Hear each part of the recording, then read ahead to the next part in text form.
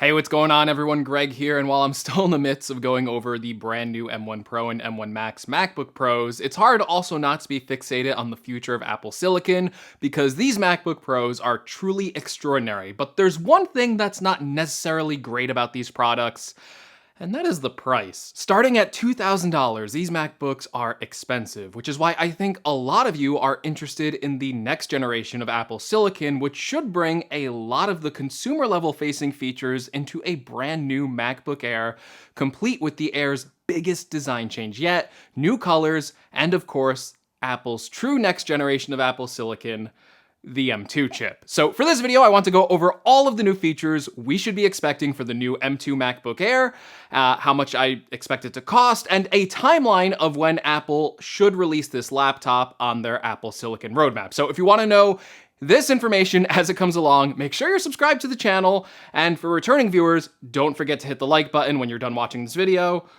or, you know, in case you forget, you can just hit it right now. Like, there's nothing wrong with hitting the like button right now.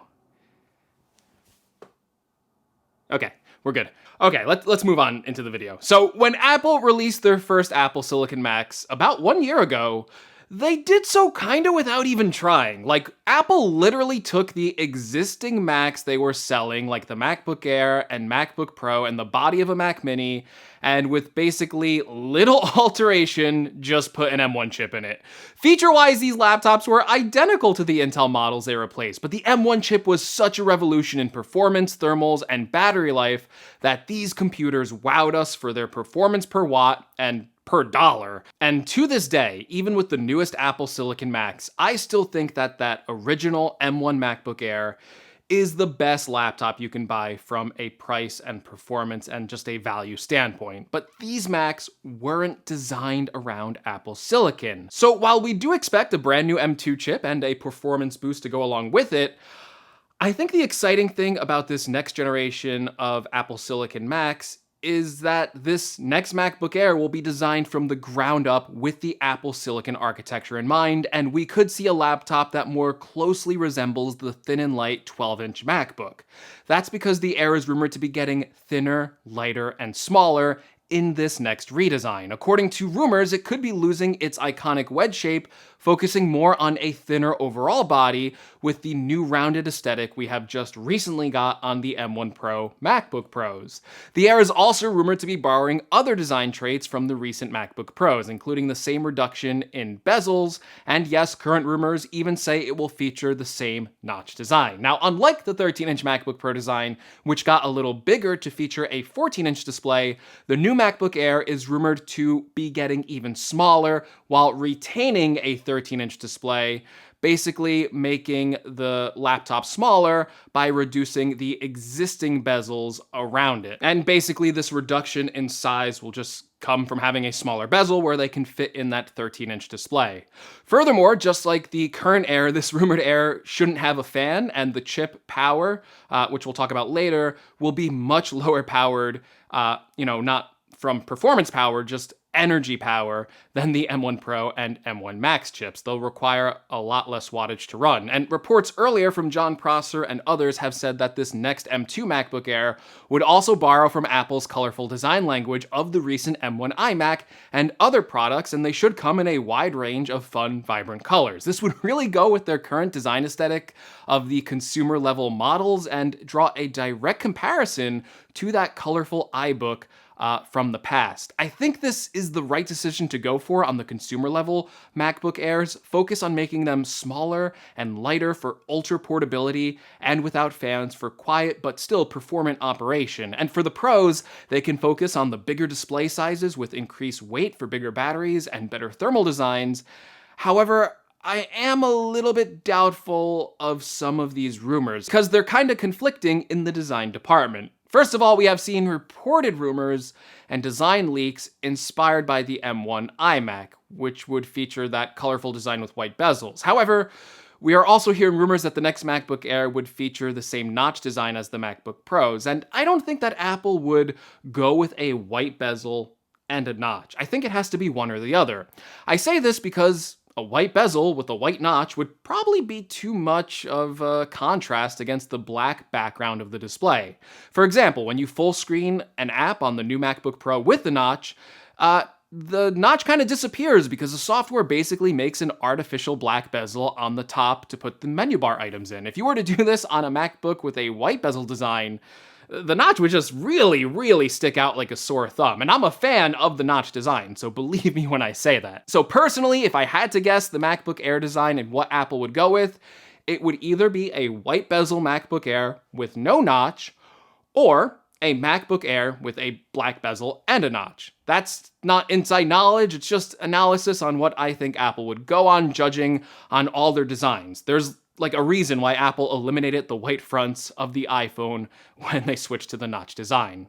However, there is one important feature that should be making its way over to the MacBook Air line that is borrowed from the Pro computers, and that is the beautiful mini LED display. I think this is the most important consumer level Pro feature that the new MacBook Pros have because everyone can appreciate better display quality. And these new mini LED displays on the MacBook Pros offer exceptional dynamic range with up to 1600 nits of peak brightness when watching HDR video, and also black levels that are near OLED level with a 1,000,000:1 contrast ratio. Honestly, these are the best laptop displays that I have ever used, and also with the increased efficiency and smoothness of the 120Hz ProMotion refresh rate, I think this is a feature that really anyone can appreciate, and it hopefully means not spending $2,000 to be able to enjoy this amazing display.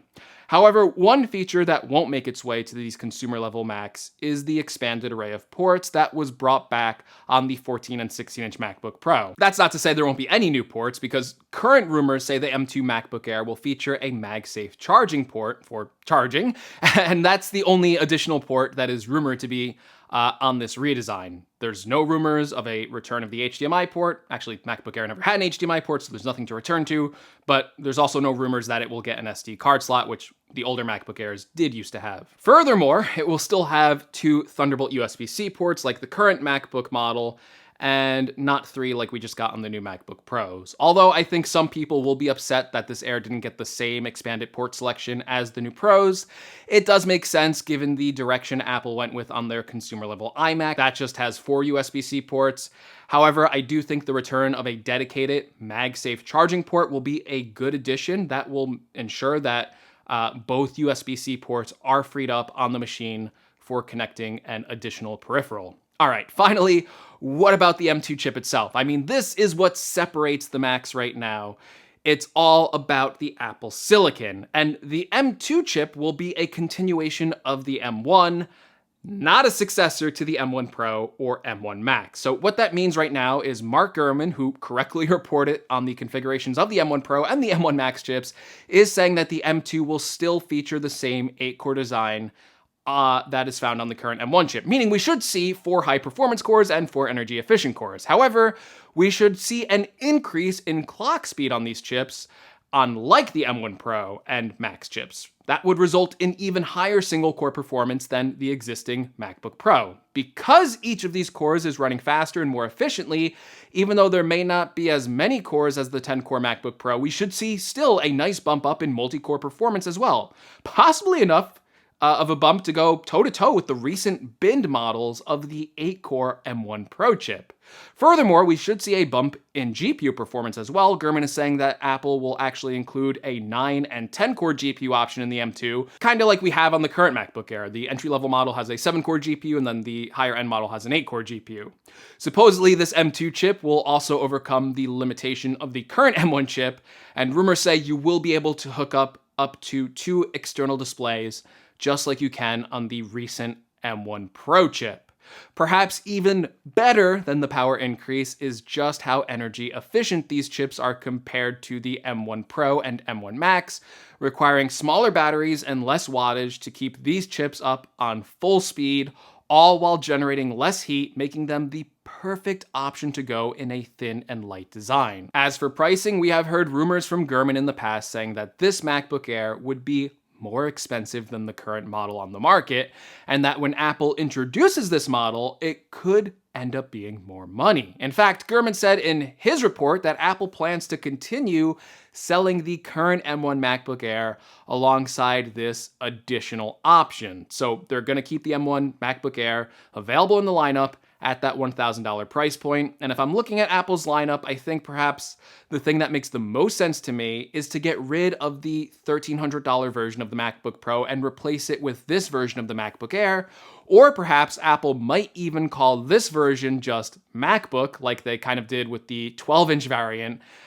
So they can eliminate the $1,299 Pro, which has an awkward place in the lineup, let's be honest, replace it with this $1,299 M2 mini LED MacBook or MacBook Air or whatever you want to call it, and then, of course, have the M1 Air occupying that cheaper $1,000 price point for students and so on. So $1,300 for this computer sounds fair, especially with that mini LED display, but it's probably a little bit more expensive than you are thinking.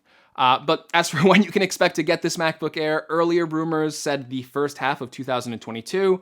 However, a recent report from Ming-Chi Kuo, who's pretty good on timelines, says Apple will be releasing this MacBook Air in the third quarter of 2022. So we could be seeing a release date around WWDC in June of 2022, or a summer refresh, or what I think is probably the most likely is towards the end of the third quarter and probably release sometime in September or October.